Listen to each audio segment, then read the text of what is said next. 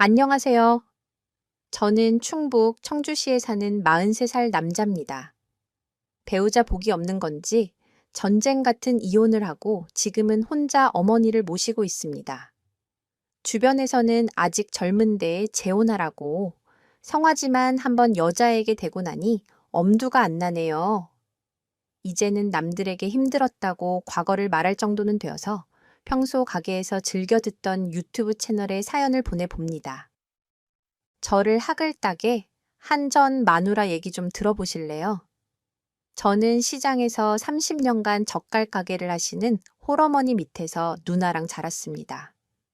공부에 취미가 없고 돈을 벌고 싶어서 고등학교만 졸업하고 군대도 빨리 다녀와 장사를 배웠어요. 떡집, 정육점, 국밥집 등 많은 가게에서 20대 내내 일하며 돈을 악착같이 모았습니다. 그동안 모아온 돈으로 30대 초반에 돼지국밥집을 열게 되었고, 나름 입소문을 타며 자리를 잡게 되었죠. 그러다 보니 제 나이가 어느덧 30대 후반이 되었더라고요. 남들보다 늦게 성공했고, 38살에 늦깎이 장가를 가게 됐습니다. 예비 신부는 저보다 10살이 어린 저희 가게 종업원이었습니다. 하루 종일 식당 일에 매달리며 살다 보니 일을 하며 정기 들었더랬죠.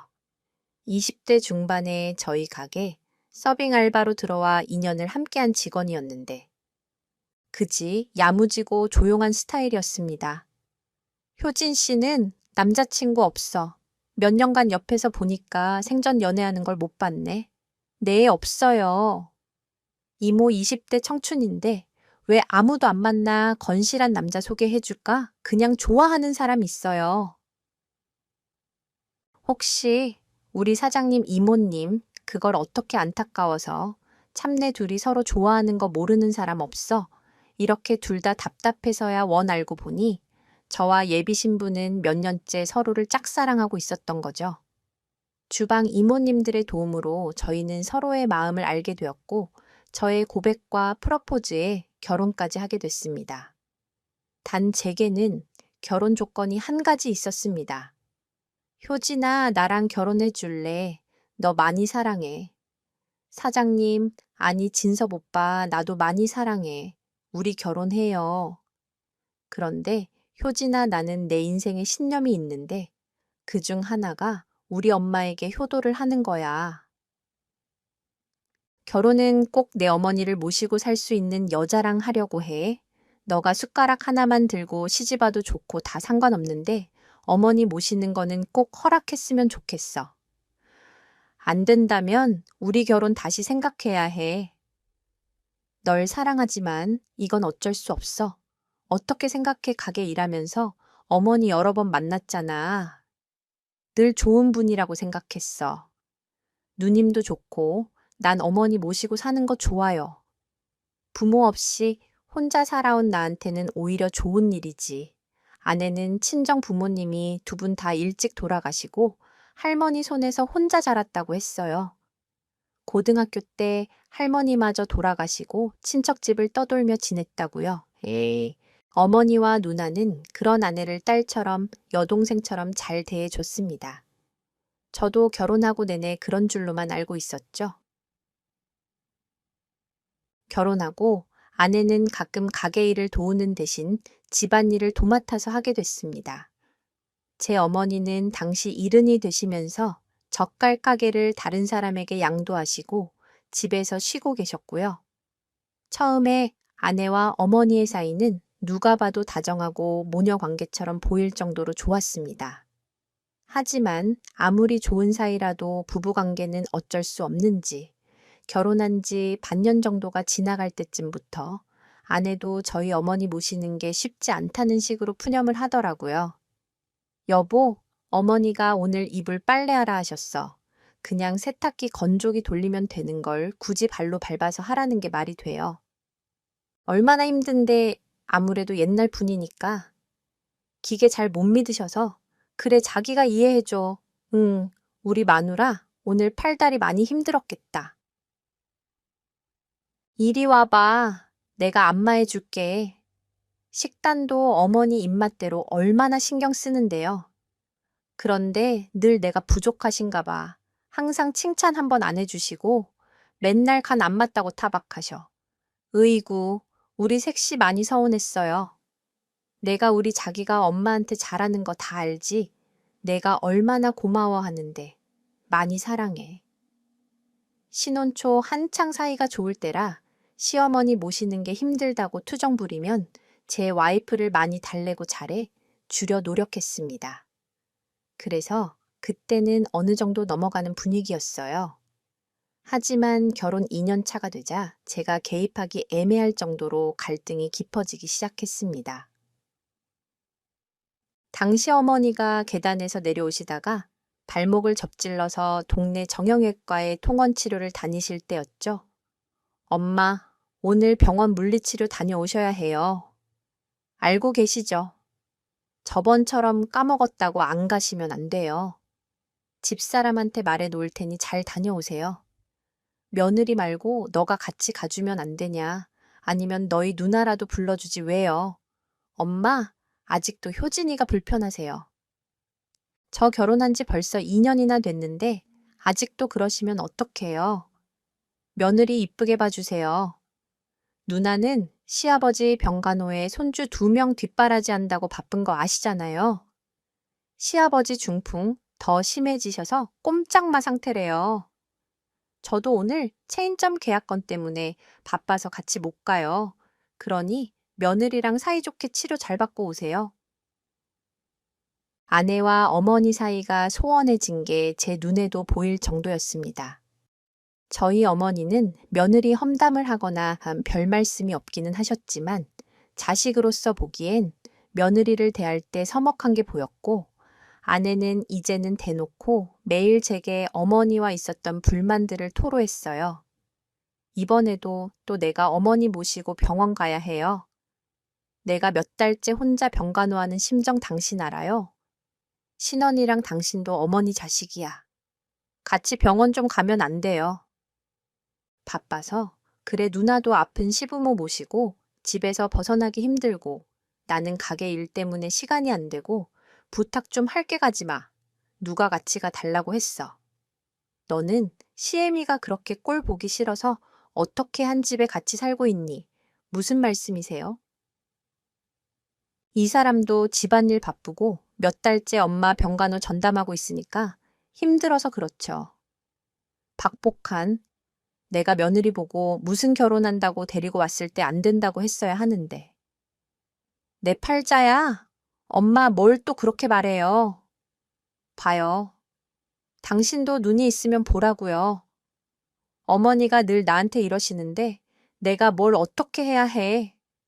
싸우는 두 사람을 두고 어르고 화해시켜서 병원에 바래다 줬습니다. 그날 저녁집에 돌아왔더니 어머니는 방에서 꼼짝도 안 하시고 아내는 자기 방에서 화를 삭히고 있더군요. 무슨 일이야? 엄마랑 아까 화해한 거 아냐? 어머니 병원 가서 또 난리시잖아. 왜 그렇게 까다로우신 거야? 진짜 우리 분가하면 안 돼. 여보 엄마 혼자 어떻게 두고 분가해. 내가 결혼 전에도 그것만큼은 안 된다고 했잖아. 나 진짜 스트레스 받아서 못 살 것 같아. 너무 힘들어. 오빠 결혼하고 여태 잘 살아왔잖아. 올해 들어 더 심해진 것 같아. 무슨 일 있었던 건 아니지.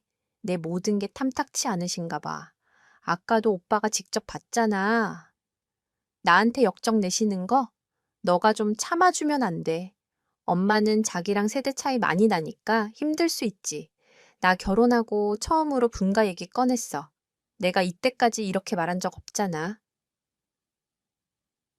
진지하게 생각해봐. 주면 안 돼. 그 부분은 나도 확답 못 해주겠어. 휴진아 미안해. 시어머니와 며느리 관계가 좋을 수는 없다지만 남편이자 아들인 제가 뭘 어떻게 해야 할지 난감하더라고요. 어쩔 수 없이 누나에게 도움을 요청했습니다.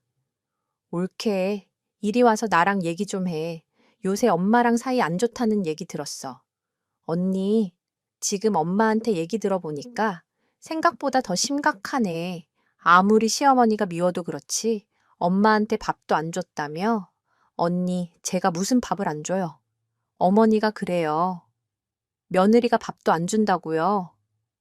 그럼 지금 우리 엄마가 거짓말이라도 한다는 거야. 사실 어머니 저랑 말다툼하거나 마음에 안 드시면 밥 차려드려도 안 드세요. 본인 입에 안 맞아도 안 드시고요. 밥도 안 주는 게 아니라 본인이 안 드시는 거죠. 뭐? 우리 엄마? 그런 유별난 사람 아니야? 어디서 그런 말을 지어? 내 자식인 내가 울 엄마를 아는데 팔은 안으로 굽는다고 언니도 어머니 편이고 오빠도 어머니 편이네요. 제가 이러니 화병이 나죠. 그럼 우리 엄마가 일부러 저러신단 말이야. 올케골탕 먹이려고 언니하고 오빠한테는 인자한 어머니지만 제게는 어찌됐든 시어머니잖아요. 시집살이 시키려면 충분히 그럴 수 있죠. 언니는 시부모님을 힘들게 안 했어요. 우리는 워낙 결혼한 지 오래됐고 결혼 초에 시집살이가 좀 있었기는 하지만 거 봐요. 저도 이제 결혼 2년 차예요. 어머니 좀 지나치실 때가 있는 건 사실이고요. 우리 엄마가 상상도 못한 일인데 거짓말까지 하면서 옳게 힘들게 한다는 게 안 믿기네. 어떨 때는 본인이 하신 말이나 행동도 해놓고 모르겠다고 하실 때도 있어요. 한두 번도 아니고 당하는 사람은 얼마나 답답하고 난감한지 아세요. 누나에게 전화가 왔습니다. 오랜만에 제 부탁으로 집에 갔더니 엄마는 방에 혼자 누워만 있고 며느리가 밥도 안 준다며 배고프다고 하셨대요. 하지만 제 아내는 엄마가 저렇게 자기를 골탕 먹인다며 말도 안 된다고 했다는 거예요. 누나도 혼란스럽기는 매한가지라고 했어요. 어머니는 40년 가까이 저희를 키우면서도 매 한 번 들거나 크게 화낸 적이 없는 오남분이셨거든요. 그런 어머니가 제 아내를 괴롭히고 시집살이를 시킨다는 게 자식으로서 믿기 어려웠죠. 당신 진짜 우리 엄마 식사 안 드린 거야. 누나 말로는 엄마가 당신이 구박하고 밥도 안 줬다고 했다는데 오빠 나 진짜 억울해. 아까 언니한테도 말했지만 지난 2년 동안 말도 못했어. 어차피 말해봤자 언니랑 오빠는 어머니 편일 테고 내가 뭐라 하겠어. 내가 어머니 별나다고 나 괴롭힌다고 해. 봤자 나만 이상한 사람 되는 걸 나도 누나도 당신이나 어머니를 의심하는 게 아니야. 각자가 주장하는 말이 다르니까 혼란스럽다는 거야. 나 너무 외로워. 내가 가고 싶으면 갈 수 있는 친정이 있는 것도 아니고 날 믿어주거나 가족으로 대해주지를 않는데 이 집에 살면서 내가 설 곳이 있나 싶어. 여보 그렇다고 이렇게 울면 어떡해. 외로울 게 뭐가 있어. 당신 남편이 이렇게 있는데 오빠가 내 말 안 믿고 의심하니까 그러지. 흑흑. 나 진짜 속상해. 그러니까 울지 마. 내가 엄마랑 얘기 좀 해볼게. 그만 뚝 어머니랑 대화를 해도 아내와 비슷한 말뿐이었습니다. 어머니는 어떻게 부모를 믿어주지 않고 마누라 말만 듣냐며 성화하셨고요. 이러니 저러니 어느 편을 들어야 할지도 모르겠고 답답한 나날들이 이어졌습니다. 그러던 어느 날 아내가 제게 휴대폰을 들고 와서 보여줬습니다. 오빠한테 이렇게까지 보여주고 싶지는 않았는데 증거 준비했어요. 이거 오늘 낮에 찍은 영상이야. 이게 뭔데? 그냥 보면 알아요. 영상 속에는 어머니가 보였고 그 앞에 식탁 가득 진수성찬이 차려져 있는 모습이었습니다. 아내가 밥을 먹으라고 하자 어머니가 갑자기 벌컥 화를 내며 먹고 죽으라는 거냐면서 상을 엎는 모습이 보였습니다. 보고도 믿기 힘든 광경이었어요. 자식들에게는 한없이 자애로운 어머니가 며느리에게는 무서운 얼굴로 소리를 치고 난폭하게 굴고 있다니요. 동영상이 찍힌 날짜도 당일 오후인 게 맞았습니다. 이게 오늘 오후에 있었던 일이야. 내 언니한테 내가 밥 안 준다고 했던 게 마음에 걸려서 기껏 좋아하는 걸로 잔뜩 차렸는데 저렇게 상을 엎으시더라고요. 치우는데 엄청 오래 걸렸어요. 어떻게 이런 일이 진짜 우리 엄마가 당신한테 이런다고 오빠가 어머님 두 얼굴을 모르시니까 내가 말해도 안 믿었잖아요. 그래서 한 번은 꼭 보여주고 싶었어요. 그럼 결혼하고 2년 동안 매일 일했어. 그건 아니고 어느 순간부터 그러셨어요. 무슨 일만 있으시면 제 탓을 하시고 화가 늘었고요. 이번에 발목 다치고 나서 유난히 더 심해졌어요. 제가 말만 걸어도 버럭 화내시고 신경질 내시고요. 나도 그건 느꼈어. 당신이랑 같이 있는 것조차 싫어하시더라. 예전에는 그 정도는 아니었던 것 같은데 나라고 자식이랑 부모 사이에 이간질하고 싶어요. 계속 말로만 어머니 너무하다고 하니까 믿어주지 않길래 영상 찍었죠. 이래도 내 말 안 믿어줄 거예요. 생각했던 것보다 심각해 보였습니다. 진짜 분가를 해야 하나 고민도 되었고요. 아내 말대로 지난 결혼 생활 동안 이런 일을 겪었다면 그냥 간과할 수 있는 일은 아니었거든요. 간만에 쉬는 주말이라 누나를 집으로 초대했습니다. 가족끼리 식사도 할 겸 어머니 문제도 상의할 필요가 있었어요. 누나에게도 어머니가 상을 넘는 영상을 보여줬습니다. 역시나 저처럼 많이 놀라는 눈치였고요. 어떻게 생각해? 이럴 줄은 몰랐어. 올케가 진지하게 시집살이가 어쩌고 했을 때도 그냥 너무 과민하게 생각한다고 치부해버렸거든. 너도 나도 우리 엄마가 어떤 분인지 누구보다 잘 알잖아. 나도 이거 보고 나서 며칠간 고민 때문에 잠을 못 잤어. 어떻게 해야 할까? 와이프는 분가하고 싶다고 하지. 그렇다고 엄마 혼자 어떻게 지내게 해? 나도 시부모님 모시는 상황이라 엄마 모시는 거 뭐라. 도움 주기가 애매하네. 미안하다 진서봐. 그때 벼랑간 비명소리가 들렸습니다. 놀란 저와 누나는 소리가 들리는 방으로 갔어요. 그랬더니 어머니가 집사람의 머리채를 잡고 소리를 지르고 계시는 게 아니겠어요. 그때의 모습은 제 평생 두고두고 충격으로 길이 남을 광경이었습니다. 엄마, 이게 무슨 일이에요? 머리 놓으세요. 인연이 나를 치매 노인 취급해 못나? 나한테 해코지하다 하다 못해. 이제는 치매라니 내가 이 절에서 가만 안 둘 거야. 엄마, 아무리 그래도 말로 해요. 올케한테 이러지 마요. 내가 무슨 퍽퍽한 팔자인지. 저런 게 우리 집에 들어와서 이 분란인지 두 사람을 겨우 진정시키고 떨어뜨려 놓았습니다. 누나는 어머니를 진정시키고 저는 아내를 진정시키기로 했죠. 당신 무슨 일이야? 어쩌다가 엄마한테 머리채까지 잡히고 이러고 있었어. 나 도저히 안 되겠어요. 어머니 모시기 너무 힘들어. 나보고 본인 통장 훔쳐서 어디 뒀냐고 난리신 거야. 내가 왜 그걸 훔치냐고도 도둑 취급 말랬더니 저렇게 버럭하시면서 가만 안 두신다고 치매 얘기는 뭐야? 자기를 치매 노인 취급한다고 하시는 말은 또 무슨 말이야? 어머님이 평소에 밥 드시고도 뒤돌아서면 식사 안 준다고 하신 적도 많고 뭘 자꾸 잃어버리시고 깜빡하시는 게 잦아서 그럴 때마다 내가 훔쳤다고 내 잘못이라고 자꾸 덮어 씌우시니까 얼마 전에는 어머니 옷장에서 밥그릇이랑 반찬 그릇도 찾았어. 치매 노인들이 그런다잖아. 이불에 밥이나 음식 숨겨놓는다고 정말 엄마가 그랬어. 왜 여태 말 안 했어? 치매 같다는 말은 없었잖아. 나도 의심만 했지. 확실하지가 않으니까 조심스러웠지. 알았어. 좀 쉬어. 약도 바르자. 얼굴도 할퀴었네. 오늘은 아무것도 하지 말고 쉬자. 막상 눈앞에서 엄마가 아내를 함부로 대하는 모습을 보니 밥상을 엎던 모습과 함께 오버랩 되면서 마음이 아팠습니다. 내가 사랑하고 존경하는 어머니가 이런 분이었나 하고요. 누나가 어머니 방에서 나오며 저와 얘기를 좀 해야 할 것 같다고 했습니다. 누나 엄마는 어때? 이제 진정하고 누워 계셔. 집사람이 엄마 치매 초기 같다고 하더라. 밥 먹은 것도 자꾸 까먹고 방에 이상한 냄새 나서 살펴보면 옷장에 음식 숨겨놓고 이런다고. 나도 엄마한테 들었어.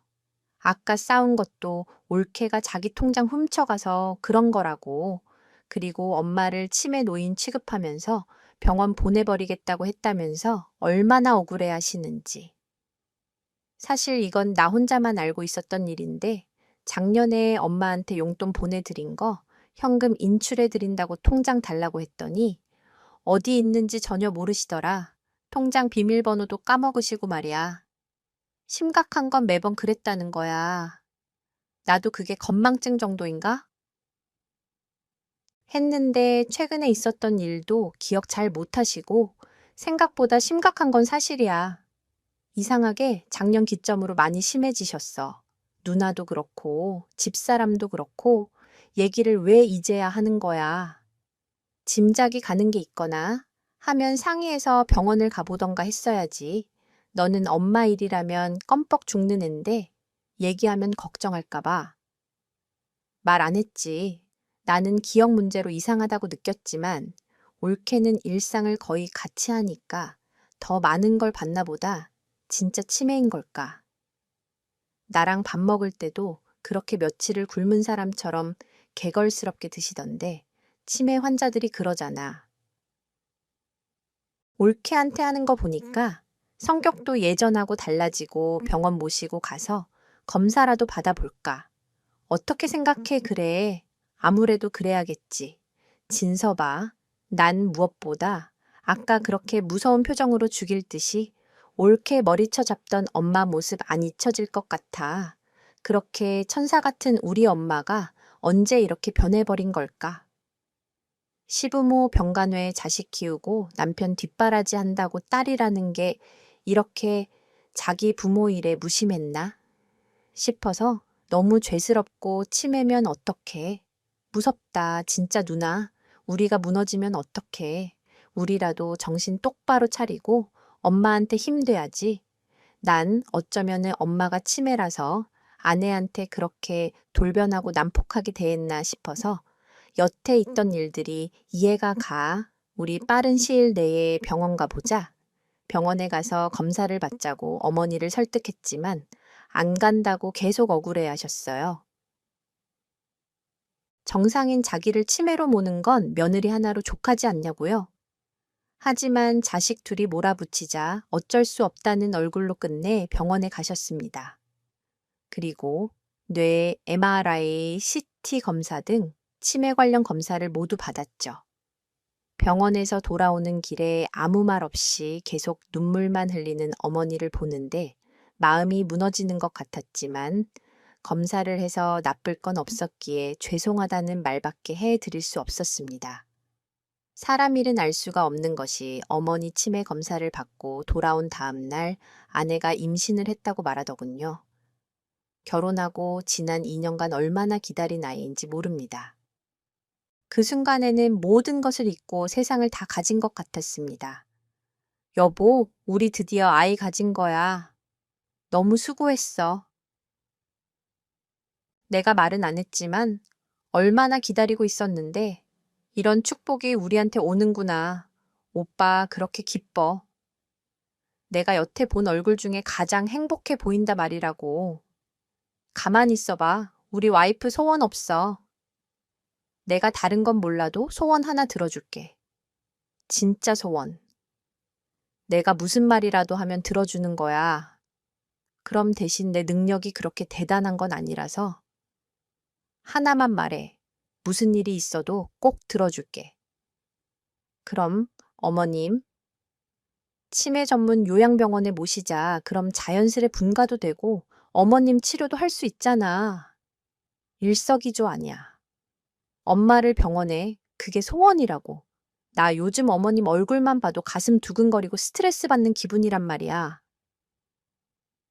임신 초기에는 심리적으로 안정해야 된다는데 한 집에 살면서 계속 보게 되면은 어떡해. 오빠도 봐서 알겠지만 어머님 가만히 있으시다. 돌변해서 난폭하게 나오실지도 모르고 저번처럼 머리채 잡으시면 우리 아가한테 안 좋은 영향 가지 않겠어. 손주도 가졌는데 당신한테 그러실 분은 아니야.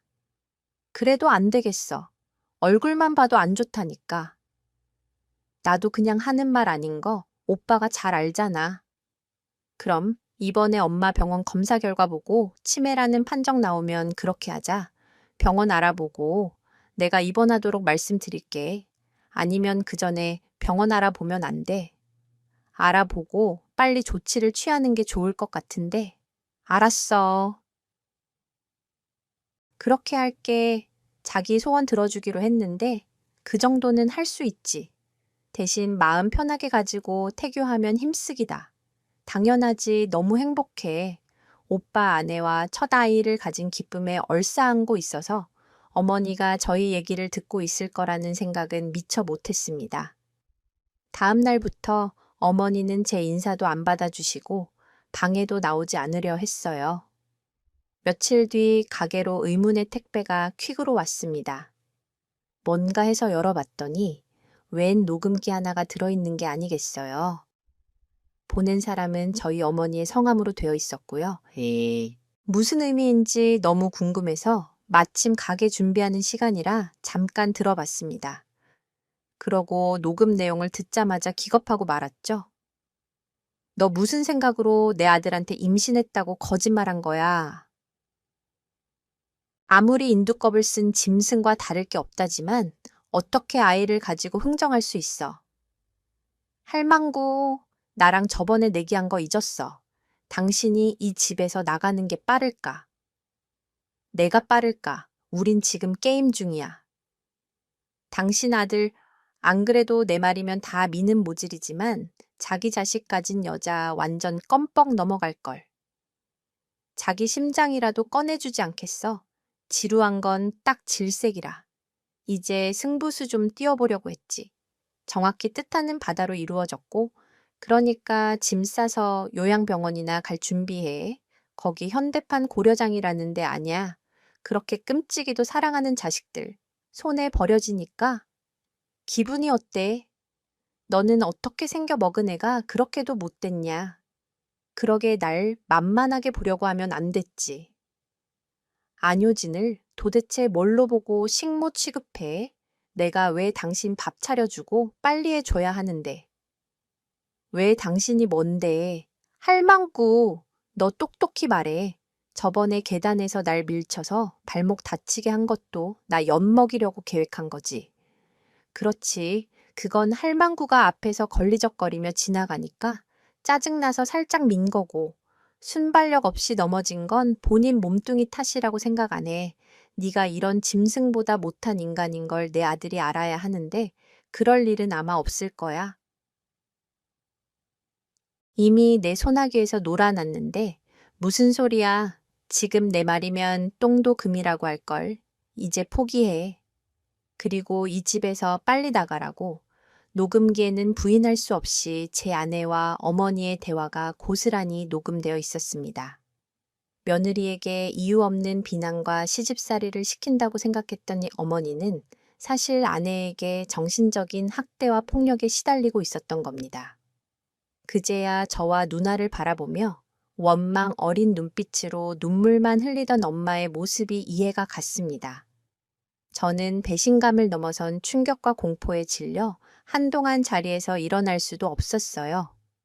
이내 정신이 들자마자 경찰에 아내를 신고했습니다. 집으로 갔더니 난리를 쳤는지 난장판이 되어 있었고 경찰은 노인 학대 혐의로 아내를 체포해 갔습니다. 아내는 끌려가면서도 저와 어머니에 대한 저주를 끝없이 퍼부었어요.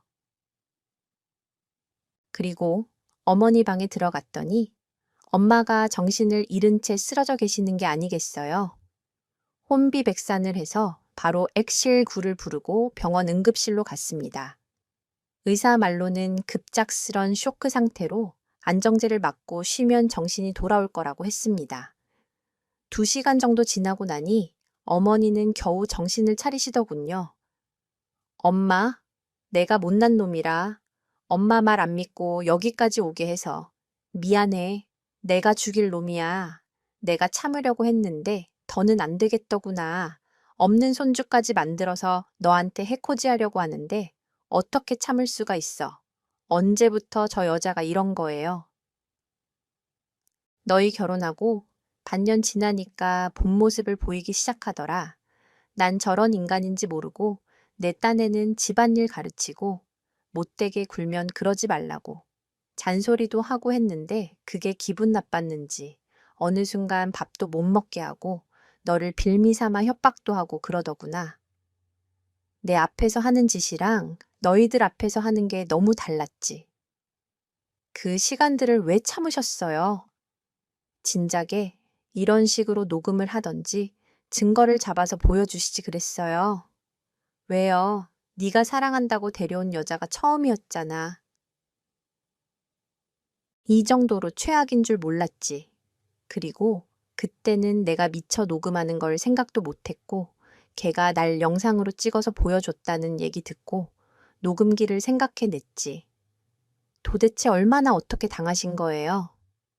어머니는 그제서야 지난 2년 가까이 있었던 일들을 말해 주셨습니다.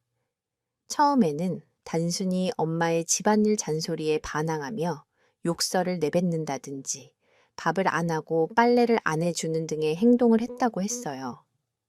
엄마가 그럴수록 잘못된 행동을 지적하고 하니까 더 비뚤어지고 세게 나갔다는 겁니다. 아들이 좋아하는 여자라는데 행실이 못돼도 참고 견디면 되겠지 하면서 지내온 게 이렇게 시간이 흘렀다고요. 한국전쟁 직후에 태어나서 일생을 못 배웠다는 손가락질과 가난과 무시에 익숙해진 어머니에게 며느리의 학대와 멸시는 그 어떤 연장선상에 있는 것 같았다고 했습니다. 누나, 이 미친년을 내가 죽여버리겠어. 진서봐, 이게 무슨 일이라니. 내 잘못이야. 그런 여자를 아내로 맞이해서 가족들한테 이런 상처를 주고 다 내가 못나서 그래, 사람을 속이려면 자신도 속이는 법이야. 너도 나도 다 몰랐는데 누가 그런 년인 거 알 수 있었겠어. 미친년이 다리 다쳐서 운신도 못하는 엄마 밥도 다 뺏고 안 주고 그래서 내 앞에서 먹을 수 있을 때 양껏 밥 먹어두고 밥 뺏길지 몰라서 옷장에 숨겨둔 거였대. 통장도 그년이 훔쳐간 거 맞고 찢어 죽이고 싶어. 그것도 모르고 엄마 치매 걸린 게 아니냐고. 내가 무슨 망건을 한 거야. 나도 엄마가 그렇게 그 여자랑 단둘이 있는 걸 싫어할 때부터 알아봤어야 하는 건데 자식이라는 게 이렇게 무심한지 우선 어머니를 안정을 취하게 모시고 나서 아내를 어떻게 처리할지 생각을 해 봤습니다. 경찰 말로는 어머니가 녹음을 해둔 파일이 확실한 증거가 되었고 노인에 대한 신체적, 정신적 학대 행위는 5년 이하의 징역 또는 5천만 원 이하의 벌금을 부과하게 되어 있다고 했습니다. 그리고 최근 노인을 대상으로 하는 범죄나 학대 사례가 늘어나면서 노인복지법에 의거해서 형사적 책임이 가중되고 있는 추세라고 하더군요. 혐의 조사를 하다 보니 아내의 과거사가 절로 나왔습니다. 알고 보니 학창 시절에 학교 폭력으로 경찰의 조사를 받고 며칠 구금됐던 기록이 남아 있었던 겁니다. 아내는 어릴 때부터 자기 눈에 거슬렸던 주변 사람들을 괴롭히는 인간이었던 겁니다. 담당 형사도 싹수가 이미 그른 인간이었다며 사람은 안 변한다고 하더군요. 저와 누나는 선처는 없을 거라고 했습니다. 그것만은 확실한 부분이었죠. 협의 이혼을 하려고 했으나 거부를 당해서 이혼 소송을 준비했습니다.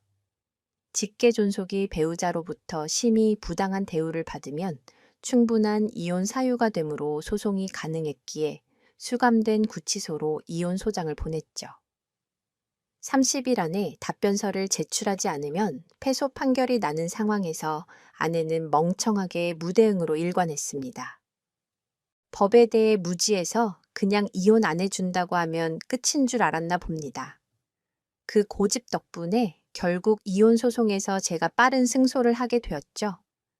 소송을 마무리할 때 수감 중인 배우자를 만나는 게 부담이 된다면 선임한 변호사를 통해 일을 진행할 수도 있었습니다. 하지만 제가 두려워 피하는 건 말이 되지 않았기에 직접 마주하게 되었죠. 짧은 순간이었지만 잠시 대화도 나눴고요. 날 사랑한다던 남자는 어디 간 거죠? 눈빛으로 사람 죽일 기세네. 그 사람은 이미 죽었어. 말해. 왜 우리 어머니한테 그런 짓을 한 거야? 이유를 말해봤자 믿겠어요. 죽일 듯한 얼굴을 하고선 이게 우리 마지막 대화이자 만남일 거니까 말해. 당신은 몰랐겠지만 당신 어머니는 내가 첫 인사를 간 그 순간부터 나를 경계했어. 늘 의심하고 시험하려 하더라고. 날 가르치려 들고 본인도 뭐가 그렇게 잘났다고 나를 가르치려 하는지 어이가 없더라고. 경제권도 본인이 쥐려 하고 내가 내 집에서 살면서 왜 눈치 보고 조심해야 해? 처음에는 그저 빨리 분가하거나 당신 어머니를 내보내려고 한 게 다야. 그리고 나는 아직도 내가 어디를 그렇게 잘못했는지 모르겠어. 내가 때리기를 했어. 폭행을 했냐고 나한테 시집살이 시키려고 한 걸 되짚어 준 것뿐인데 왜 내가 여기 수감되어야 하냐고. 어이가 없어. 그게 왜 잘못인지 모르는 인간이니 그러고 있지. 이런 질문한. 내가 어리석다. 내가 그런 두 얼굴을 가진 여자인 줄 알았으면 절대 결혼 안 했을 거야. 자리를 혼자 늙어 죽고 말지. 나도 똑같은 인간이 되면 안 되는데. 네 부모가 있다면 마음 같아선 똑같이 돼. 갚아주고 싶어 알아 웃기고 있네. 너도 착한 척하지 마 일한다고. 네 엄마 나한테 내팽개쳤잖아. 나한테 네 엄마 맡기지 말고 직접 모시지 그랬어. 내가 왜 내 부모도 아닌데 자질구레하게 그 여자 뒷바라지를 해야 해. 나한테만 문제 있다고 할 수 있냐고. 이혼이 마무리되고 전 아내가 되어버린 그 여자는 3년 실형을 선고받았습니다. 그간 어머니를 실질적으로 돌보고 살았던 점과 신체적 가학행위가 직접적으로 없었던 점을 내세워 감형을 시도했던 겁니다. 반성하는 태도와 더불어 눈물 어린 사과로 수사기관과 재판부의 마음을 움직인 거였죠. 저희 가족은 그 부분에서 분노했지만 전 아내에게 관련 전과가 없는 상황에서 더 이상 어떻게 할 수 있는 방법은 없었습니다. 악어의 눈물이었지만 사과를 받았고 본인의 죄로 인해 실형을 살게 되었다는 것에 만족해야 했죠. 시끄러운 분쟁 때문에 병원에서 치매 검사 결과가 오래전에 나왔음에도 들으러 가지 못했다가 시간을 겨우 내서 갔습니다. 검사 결과 인지 장애가 경미하게 발견되었지만 이 부분의 원인은 청력의 저하 때문인 것으로 판명이 났습니다. 오래전부터 어머니는 한쪽 귀가 잘 들리지도 않는데도 혹시나 치료에 돈이 많이 들까봐 자식들에게 얘기하지 않았다고 말하시더군요. 의사는 난청과 치매의 관련성에 대해 활발한 연구가 이루어지고 있으나 확실한 생물학적 근거가 부족하다고 했습니다. 확실한 건 난청이 치매의 위험인자가 될 수 있고 보청기 사용이나 청각 재활을 통해 치매를 예방할 수 있다고요. 그리고 병원에 오는 환자 중에 간혹 청각에 문제가 있는데 치매인 줄 알고 오는 사람도 꽤 있다고 했죠. 어머니를 모시고 돌아오는 길에 왠지 모르게 그동안의 세월들이 주마등처럼 스쳐가더군요. 기억을 더듬어 보니 가게 일한다고 바쁘다는 핑계로 그간 엄마가 어떤 마음인지 어떤 표정인지 바라볼 여유도 없었다는 생각이 들었습니다. 돈 벌어서 엄마 호강시켜 준다고만 했지. 진짜 효도를 잘한 건가 싶기도 하고 전 아내가 마지막으로 너도 문제가 있다라고 한 말이 비수처럼 계속 맴돌기도 했었고요. 앞으로는 말로만 엄마한테 효도한다고 안 할게요. 내 잘못된 선택으로 무관심으로 엄마에게 상처 줘서 너무 미안해요. 용서를 빌기에 너무 면목 없으니 살아가면서 갚을 게 건강하셔야 해요. 진서봐, 엄마는 이제 됐어. 괜찮으니까 너무 애쓰지 말어. 예전에는 왜 몰랐을까요? 엄마의 괜찮다는 말은 진짜 괜찮은 게 아니었는데 말이죠. 청각 재활도 적극적으로 하고 보청기를 사용하시면서 어머니는 예전과 같은 활기를 되찾으셨어요. 아마 청각 치료와 더불어 심리초를 함께한 것이 좋았던 것 같았죠. 정신과 의사의 말로는 학대를 받았던 노인들, 다수가 우울증을 겪는다는 말을 하더군요. 본인도 모르게 주눅이 들고 우울함 속에 살아갔을 거라고요. 저와 누나는 그전과 다르게 어머니와 함께 보내는 시간을 많이 가졌습니다. 진작에 했어야 할 일들을 뒤늦게 후회하며 하는 거였지만 어머니가 누구보다 행복해 하시는 모습을 보며 너무나 잘한 선택이라는 확신이 들었습니다. 그리고 늘 못 배운 한이 있으시던 어머니는 용기를 내어 노인대학에 나가시며 한글 공부를 다시 시작하셨어요. 뒤늦게 불붙은 학구열이 얼마나 강렬한지 웬만한 10대 수험생들은 저리 가라였어요. 매번 등하교를 제가 도와드리고 있었는데 이동하는 차 안에서도 공부를 하실 정도였죠. 왜? 나는 왜 40년이 넘도록 같이 살면서 엄마가 후리지아 꽃을 좋아하고 영화관 구경을 제일 신나하고 인디언 핑크가 잘 어울리는지 몰랐을까? 늦었다고 생각할 때가 가장 빠른 법이라고 하잖아. 우리 노인대학 선생님이 얘기해 주시더라. 알았으니 되었어. 그래도 좀 더 빨리 엄마 마음 헤아려 줄 걸 후회가 돼. 진서봐. 엄마는 요즘 살맛이나 그거면 되었어.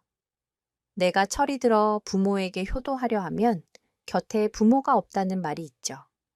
그에 비하면 저는 얼마나 복받은 놈인가 싶습니다. 여러분은 효도란 무엇이라 생각하시나요? 저는 비록 고된 경험 끝에 깨닫게 되었지만 지금이라도 부모 곁에서 눈을 마주보고 감사하다고 사랑한다고 말씀드려 보는 건 어떠세요? 지금까지 저의 긴 이야기 들어주셔서 너무나 감사하고요. 제 이야기를 들어주신 모든 분들에게 행복과 평화가 가득하시길 바라며 별 탈 없이 잘 지내시길 바라겠습니다.